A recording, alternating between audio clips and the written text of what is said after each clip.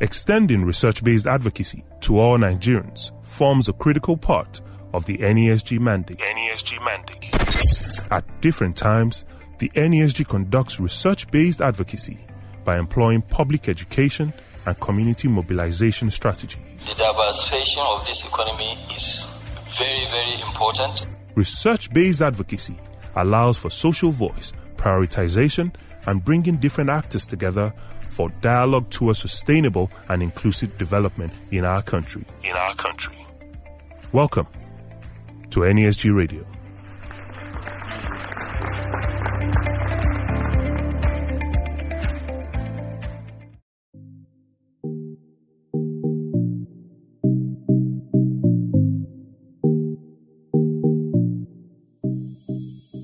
Hello there. Welcome to the NESG podcast. My name is Oluwaseyi Vincent. So today we will be speaking to Dr. Osasuyi Dirisu. She is the Deputy Director of the Policy Innovation Center, the PIC, at the NESG. So we'll be speaking to her about behavioral insight and the PIC. So the PIC is a dedicated not-for-profit center at the NESG. It applies lessons from behavioral insights to find evidence that will inform better policies and decision-making in Nigeria. So just a bit about Dr. Osasuyi. So she is a development and gender expert with extensive experience implementing research and development projects on social determinants of health behavior, health systems, gender inequalities, as well as social and economic inclusion. She was most recently the research director at the Population Council Nigeria, and in that role, she led the design and implementation of monitoring, evaluation, research, and learning projects across Nigeria. Welcome, Dr. Osasuyi. So I'm sure everyone is wondering, what exactly is behavioral insight? Thank you, Sheyi. Behavioral insights is the use of lessons from behavioral and social sciences to understand how people behave in practice. And it's important to understand how people behave in practice because contrary to assumptions that people always make rational decisions, we know that people don't always make rational decisions that maximize their utility, maximize their benefits, or that are best for them. And so understanding how people behave can help to think and reflect better about what the exact problems they have are. And when we understand what problems are, we define them better. Then we can reflect on how to test interventions or solutions that account for the biases in the way people think. And then when we are able to do this, then we can design better interventions for them. More importantly, when it comes to policy making, if policies are based on assumptions that are wrong, then the policies are set up to fail. So when we make policies based on the evidence we derive from the application of behavioral insights, for example, then we can think about, improving public policy and supporting governments to make better evidence-based decision making that can improve people's lives. Fantastic. Thank you very much for that. So people are not always rational. So I think that's one of the important things that we can take away from what you've just said. So behavioral insight is really important in shedding light on the psychology of people. Thank you for that. Okay, so question 2. So there are over 400 behavioral initiatives. What are some of the major results that have been recorded using behavioral insight? Thank you. So behavioral insights has been used across a wide range of sectors because when you think about decision-making, choices, biases, that can happen in different fields, in healthcare, in agriculture, in transparency, in education. So BI has been used across a wide range of disciplines. It's been used, for example, to improve tax compliance. It's difficult, for example, to ask people to pay tax because they have so many competing interests that they want to use their funds for. So BI has been used to engage people better and improve tax compliance across a lot of countries in the UK, and in a lot of developed countries. BI has also been used in agriculture to improve farmers' understanding of the dynamics of productivity, to improve teamwork. BI has been used in anti-corruption to get people to think differently about their perceptions around corruption and to get people to be more inclined, to be transparent. BI has also been used in healthcare.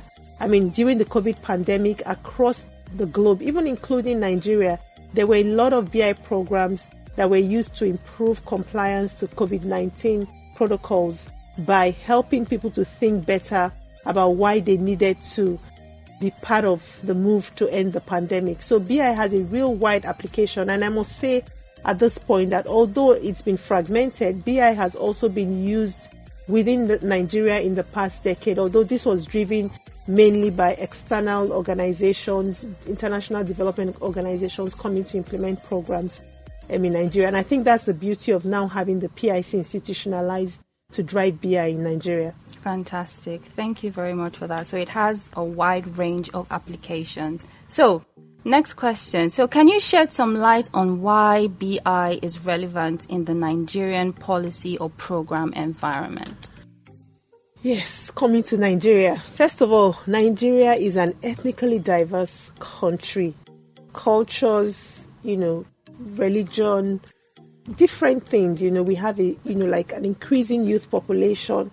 So when you think about policy making for a country like Nigeria, it cannot be one size fits all. You can't just think within the box because the box is full of a lot of components.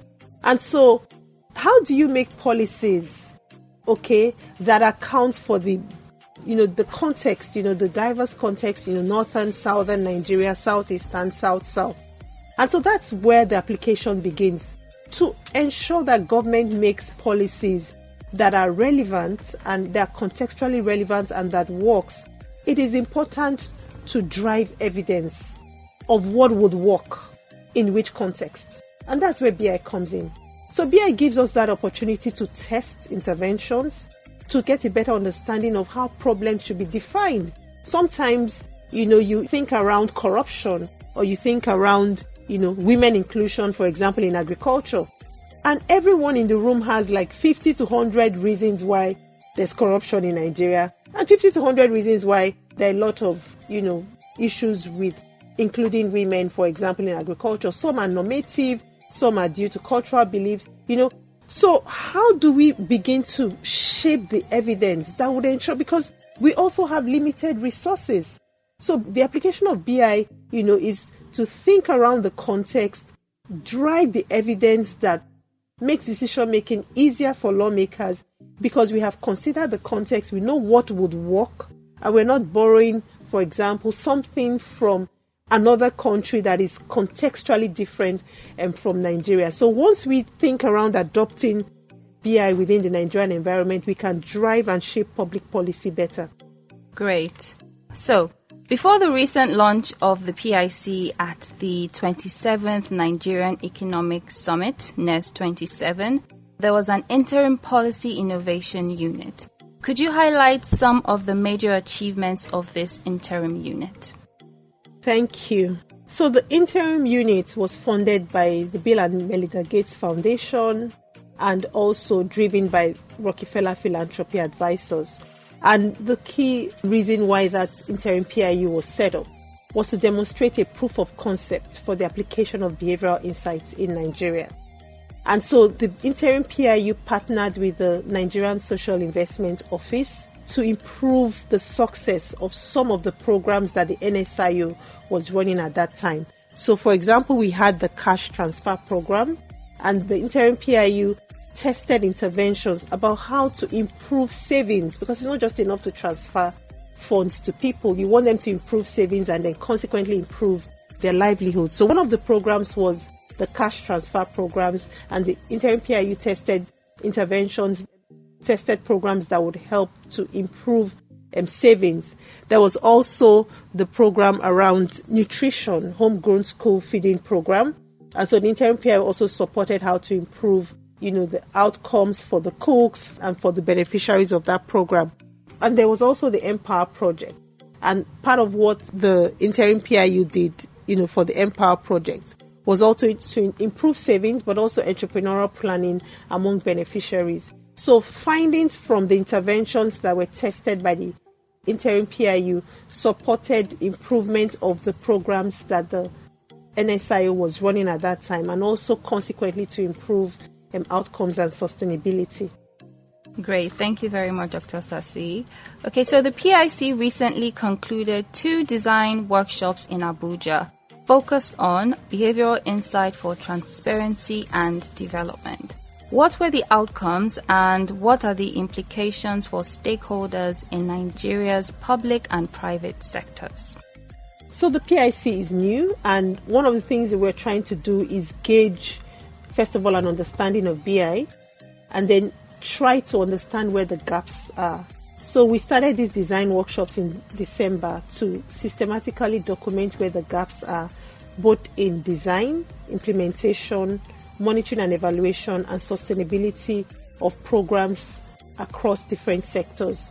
So the design workshop for transparency, during that workshop we had stakeholders, a wide range of stakeholders, public and private sector, from the accountability and transparency sector, come together and sit down to reflect deeply, systematically on how interventions in that area are currently being designed, and so that we can collectively come to a shared understanding of where the gaps are and what sort of direction we need to go in the future with designing and implementing projects. One other thing about that, we are currently running a funded grant from MacArthur Foundation on accountability and transparency. And so one of the things we're designing a training program for that sector. So that design workshop also helped us to get feedback from stakeholders on where the gaps are with capacity, so we can build that into the training program. And then for development, we had a wide range of stakeholders from health, education, agriculture, sit down to reflect on where the gaps are. We're currently forging partnerships with a lot of partners that came for that project, and we're hoping to see a lot more collaborative work this year and beyond. Great, fantastic. So these design workshops have been highly effective in helping you to achieve your goals of improving the use of behavioral insight in transparency and development. Okay, yes. So finally, how can public and private sector stakeholders partner with the PIC for behavioral insight research, training, and other priority interventions? Thank you. So the PIC right now is at the nexus of supporting the private and the public sector. And because of that, we have been having a wide range of conversations with organizations in private sector, but also with public sector stakeholders. So we're just a phone call away. One of the ways that stakeholders can partner with us is to attend our design workshops, which will always be publicized, and circulated. Or they can even reach us, through our social media handles or our website, so we can start that conversation. But we are open to discuss. We know that BI is new, so we're investing a lot of our time to have these preliminary conversations that help to onboard organizations, understand what BI is about, and begin to have conversations about how we can actually work collaboratively to make impact. Fantastic. So it's been great talking to Dr. Osasui about behavioral insight and the PIC and how it can be used in policy making. So I'm sure you will agree with me that it's absolutely critical for us in Nigeria to adopt more behavioral insights and also to use the takeaways from the different studies implementing behavioral insight in policy making. So thank you very much, Dr. Osasui, and thank you, listeners, for staying with us from the beginning up until this point. For more information, please visit www.nesgroup.org/podcast. Do have a great one. Thank you for listening to our content today. Remember to subscribe to the NESG Radio. Follow us across all social media channels and visit our website www.nesgroup.org/NESG Radio. NESG, in the national interest.